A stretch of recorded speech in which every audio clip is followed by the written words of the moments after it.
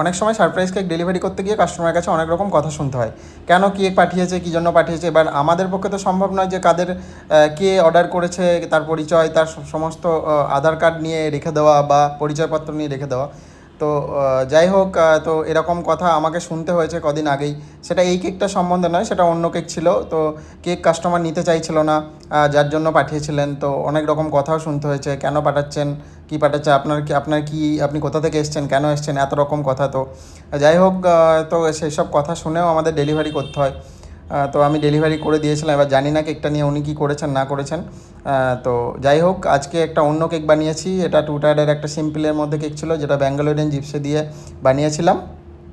আর একদম সিম্পলের মধ্যে অমব্রে এফেক্টে করেছি, যেটা একটা হচ্ছে লাইট পিঙ্ক এবং ডিপ পিঙ্ক শেডে করেছি। তো কেমন লাগলো তোমরা অবশ্যই জানিও, ভালো লাগলে চ্যানেলটি সাবস্ক্রাইব করে দিও, আর লাইক কমেন্ট করে জানিও।